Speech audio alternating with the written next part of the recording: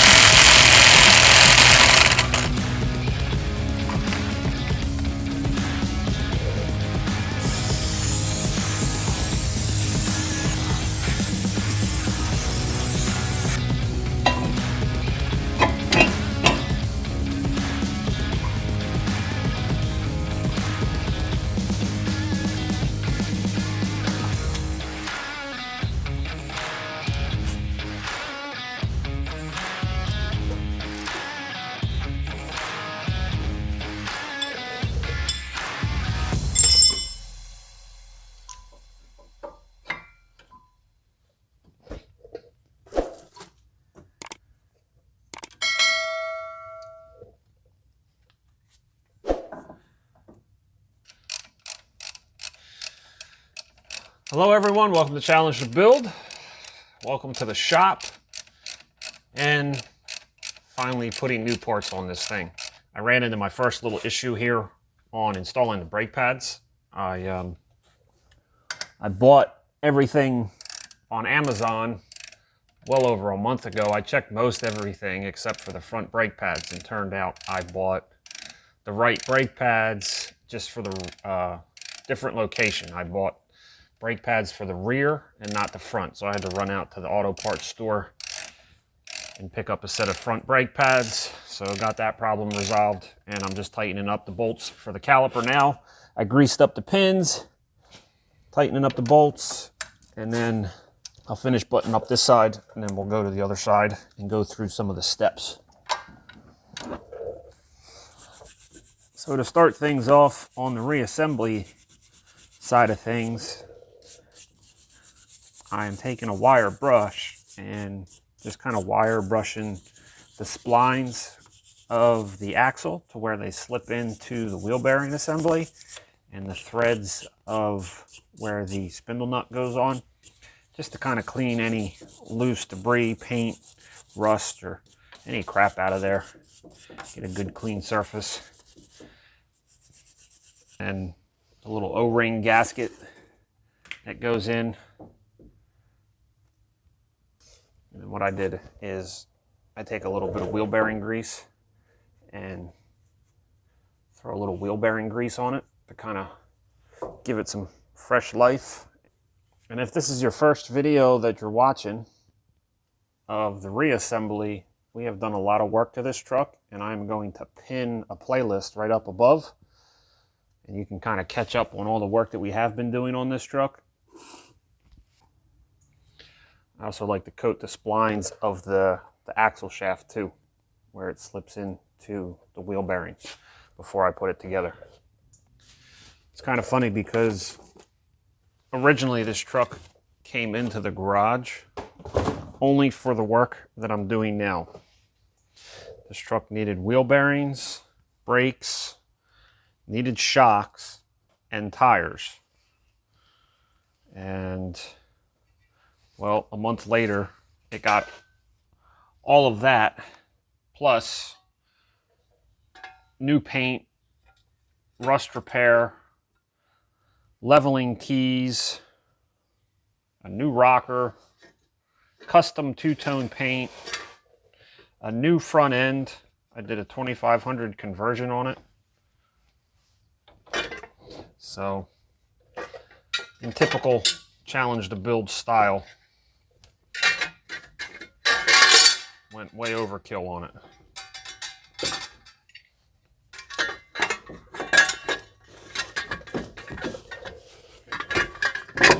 There it goes.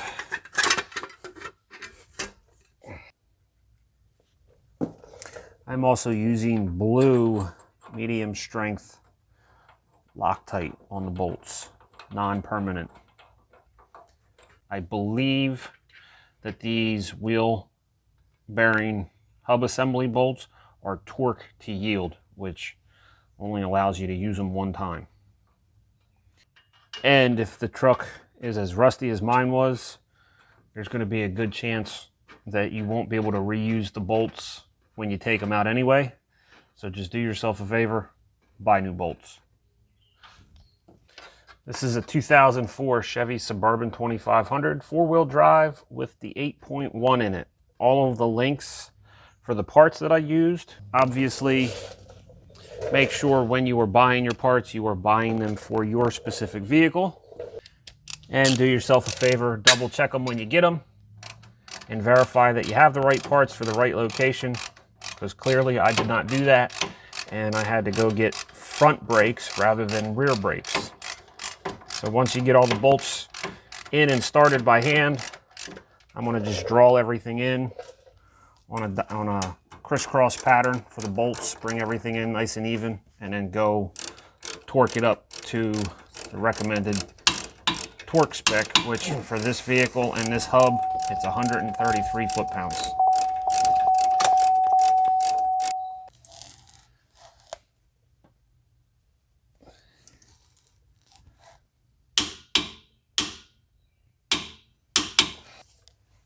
And then once you get everything torqued down,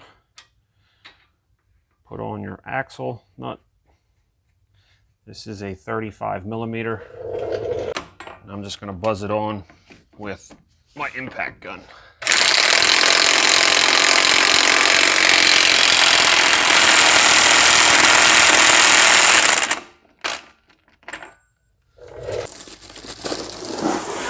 Once you get all that done, then it's time for the rotor and the caliper bracket to go back on. Now with the rotors, you're going to want to take a little brake clean and spray them down. These actually aren't terrible. These have like a coating on them already, so these don't have like a lot of oil on them.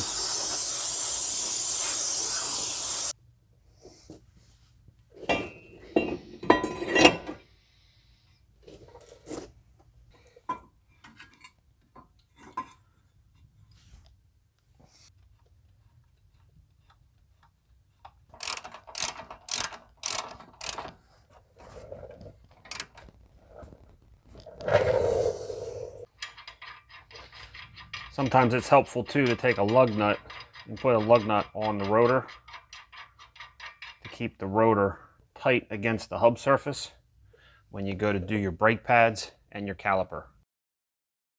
Now the next step is I have to get a clamp and push back the caliper, put the brake pads on, and then put the caliper bolts in and snug everything up. So the last thing I'm doing up here is installing the front shock, and this is a little bit more than just installing a shock absorber, and I will explain what is going on up here.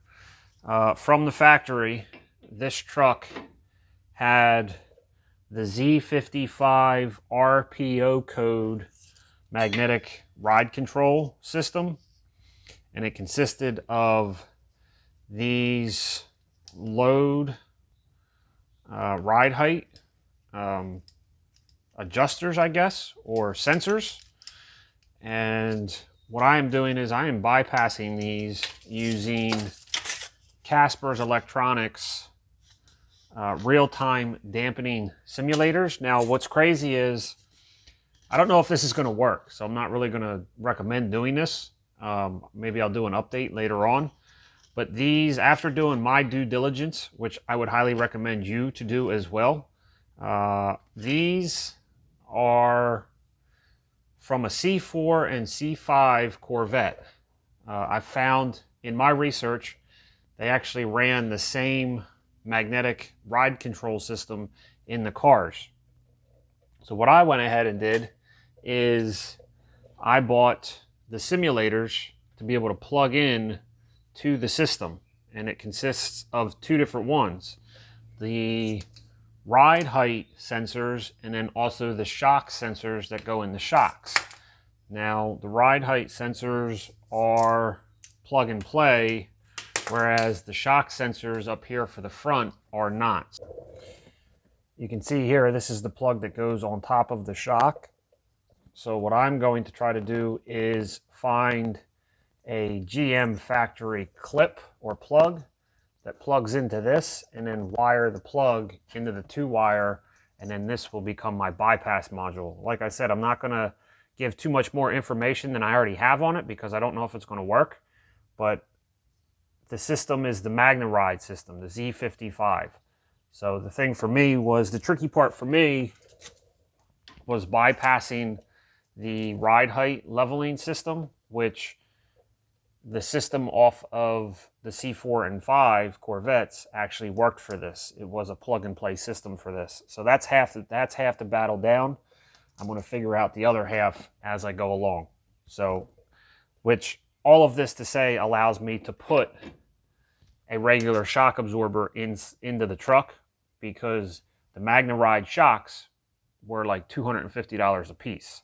So where I spent, I think these were $155 for the set of 8. So, you know, comparing costs, if I replaced all 4 shocks at $1,000, I am way ahead of the game by just doing the simulators. So still a work in progress, and it will be something that I will continue to work on once this thing gets back on the ground.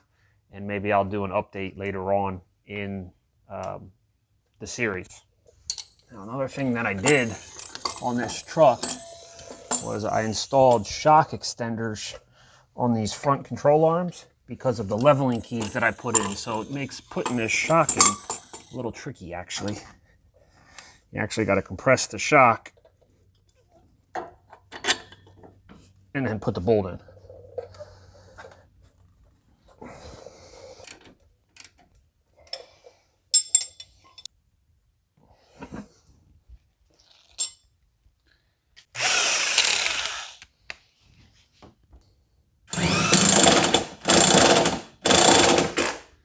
So now that the front end is successfully wrapped up and put back together, we can move on to more fun and exciting things. And that brings us to surprise number 1.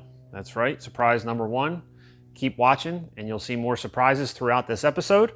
We can't legitimately call this Project 2500 Blackout unless we black some stuff out. We gave it a custom two-tone paint job. We blacked out the bumpers, and we put a 2500 HD front end on it. And you probably have already guessed what's in the box, because this does not look like Blackout. So headlights are up on the list. Surprise number 1. Amazon strikes again, and I have picked up a new set of aftermarket headlights. And this is going to completely change the look of this truck. So let's have some fun and let's black these suckers out.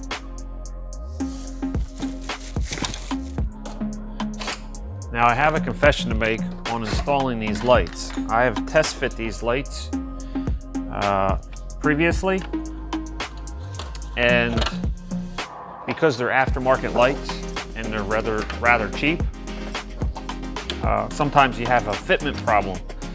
And of course I ran into a fitment problem on the bottom light assembly, and what is happening is it doesn't want to clip into the factory clip. The plastic is just not strong enough where it springs back and clips into the slot. So what I went ahead and did was I actually had some old bungee cord hooks, and I straightened one out with a little bend in it, S-bend, and made myself like a little pin. And what that's going to do is that allows me to slide it down into the plastic clip from the backside and secure the light where it needs to be. And then this way here, the hook part, I can grab the hook part and pull the pin. This way here, if I ever need to get it out and replace the bulbs, I can still do that. So when buying aftermarket parts, be prepared for fitment issues. Obviously, I think the saying holds true. The more you spend, the better the quality. So you get what you pay for when you spend more money. These were relatively cheap. They look awesome, and I'm prepared to go through the steps needed to get them to fit. Other than that, they fit great and they fit solid. The bulbs fit nice and tight onto the headlight. And the headlight is the same thing. The quality is not going to be as good as factory. And again, these are affordable lights. With a little bit of patience, everything fits. And I will have to adjust these at night, but for now, they are in. You can kind of see what I'm talking about in the fitment. And I think I'm going to come in here and add some epoxy to this adjustment plastic to kind of strengthen this up a little bit and take some of that wobble out. So again, you get what you pay for. Be prepared when you buy aftermarket things that you will have to work with fitment, but overall, it's freaking awesome. And I can live with that and work with it. So, on to the other side.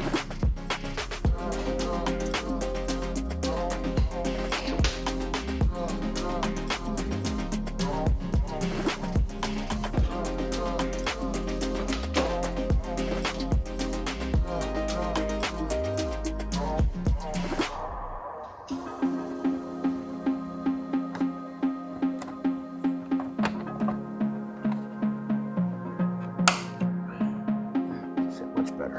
That was how the other side was supposed to fit.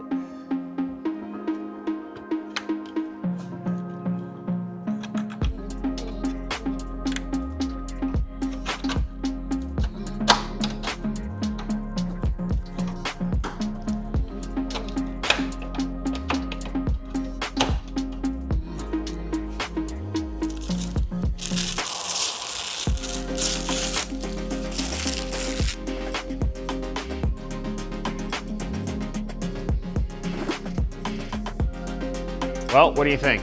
It took a little longer than I expected, but it was worth a little extra effort to get the look that we have. Once the hood gets painted, color matched to the truck, it'll kind of bring everything together. Keep in mind, I will have to adjust them once the truck is on the ground and we get some darkness, so that way I can get everything lined up. You will probably have to do the same thing as well. But now that the lights are in, I'm going to move towards the rear of the truck, and gas tanks are up next. And we'll see where we get. So let's continue to challenge the build.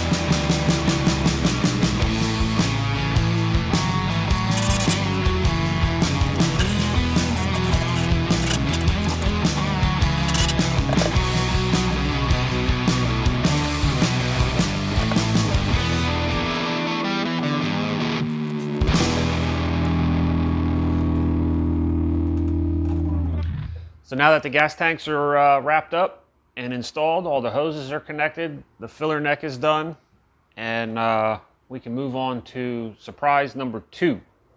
And surprise number 2 isn't really a surprise, but if this is your first video you're watching, it will be. We are going to install lift blocks.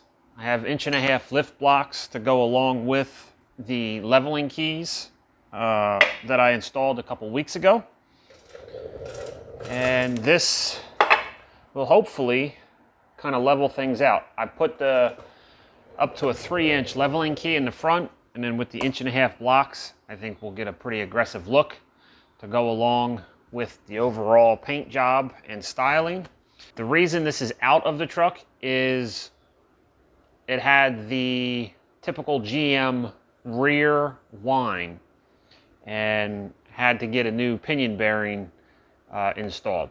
So hopefully, once we get this thing back on the ground and go for a test drive, it won't be so noisy. So without any more procrastination, it's time to get this bad boy in there.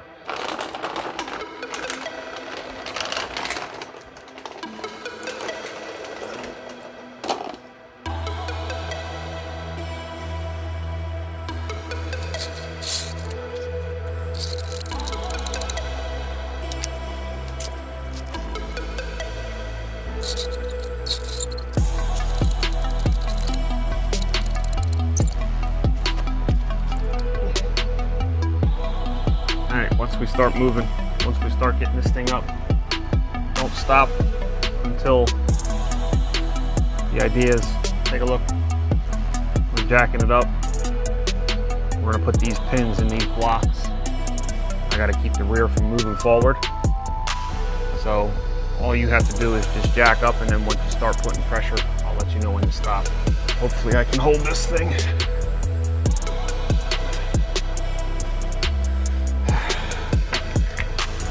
Is there a strap behind the door? You would notice if it was there. All right, hold on. I'm gonna do this a little differently.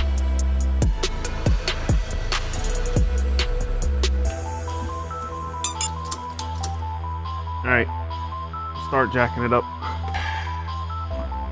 ahead. All right, hold on.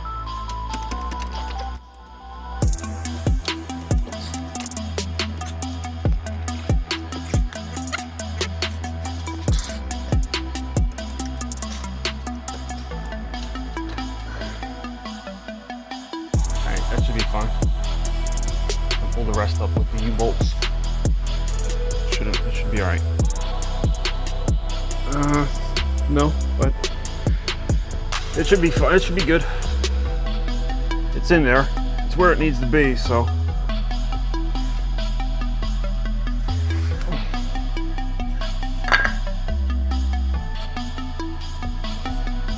So overall, that was pretty painless. The ratchet strap for the pinion worked out really nicely. I wasn't able to hold the pinion from rotating forward, so I just took a ratchet strap and wrapped it up and around one of the cross members, and that really made life a lot easier. The other thing that made life easier was having my wife help me out by using the jack. So I couldn't do it without her, so thank you to my wife. And now it's just a matter of bolting everything up. The suspension blocks that I'm using came from Amazon. There's going to be a link in the description.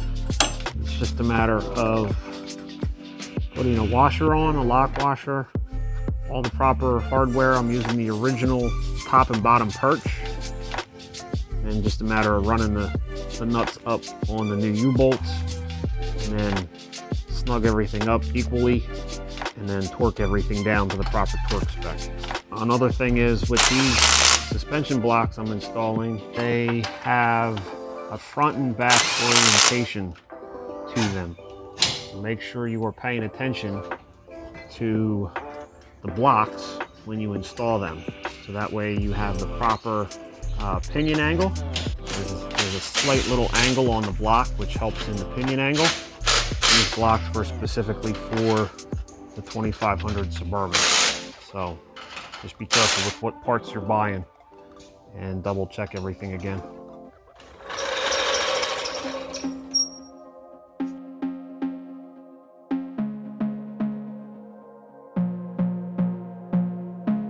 Well, I ended last night by cutting the U-bolts and torquing them down to the proper torque specs. So this way here, the rear end is ready to rock and roll. I also put in the rear shock absorbers. I finished installing the ride control sensors, and I did a once-over on the vehicle as far as fluids, changed the oil, checked antifreeze, bled the brakes. So now I am finally at the point, I'm actually kind of nervous and excited, but I can finally get this thing off of the jack stands. And in order to do that, the last surprise and the biggest surprise is, of course, wheels and tires. Did you really think I was gonna put this back on stock rims and tires? And if you did, you don't know me well enough. So I'm gonna go get the wheel and tire and tell you all about them and get them on the truck.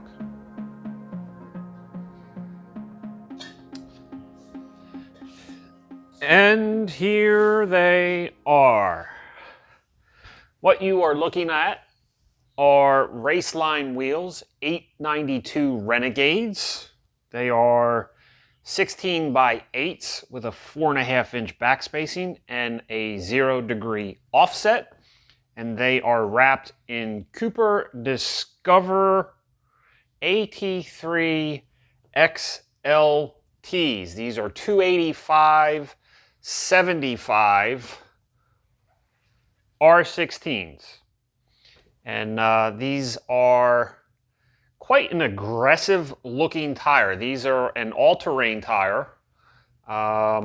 They almost look like a mud terrain, but they are an all-terrain. They have these really aggressive side treads on them. And I have had Cooper Discoverer AT2s and have run them for a while. And I think this is Discover's new upgraded line. So we're gonna run them on this and see what happens. So without any more procrastination or hesitation or making you wait, on they go.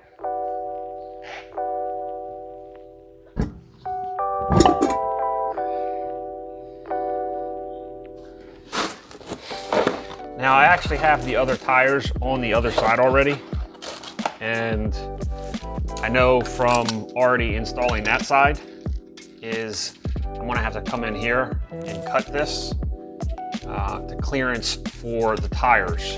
The reason that I have to do this, and you may not have to do this, is when I did the 2500 conversion, I dropped this bumper down about 1.5 inches, which obviously is why now I have to clearance this. So I'm gonna come in here and kind of cut it like this.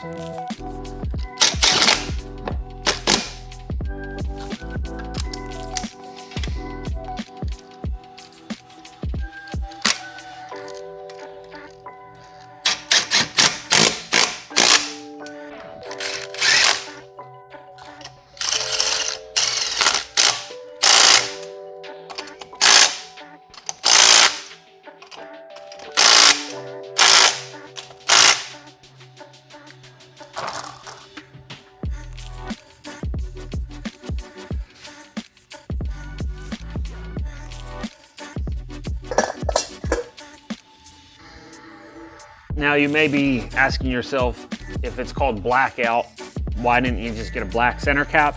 And honestly, I didn't want to kind of option them out with the black center cap. I really like the look of the chrome with the chrome lugs. And this way here, there's contrast. Even though this is Blackout, it's always good to have a little bit of contrast to give your eye something to catch to. So I saw them. I didn't want to get real crazy with a real big wheel and tire, because as the rims get bigger, they get more expensive. And as the rims get bigger, the tires get bigger, and they also get more expensive. So this was just a real budget-friendly wheel and tire package. The wheels I bought from Jegs, and the tires I picked up off of Amazon, and then the lug nuts I got off of Amazon as well. Now finally, after being on the jack stands for well over a month, get this out of here, we can take it off the jack stands and actually see what this thing's going to look like with the blocks and the leveling keys installed. So here we go.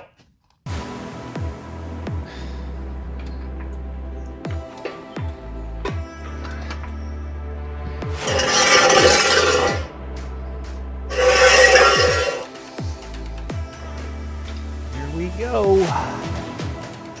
Let's do it.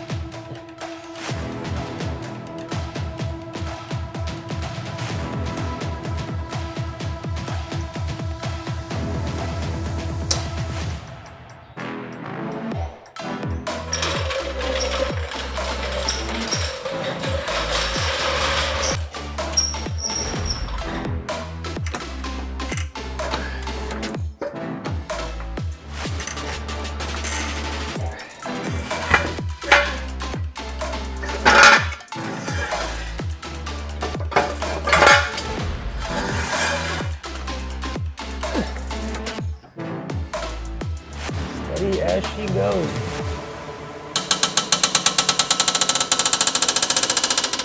Ooh, baby. Creaky, creaky. All right. On the ground, you all have the first shot of the side profile. Now I get to look at it.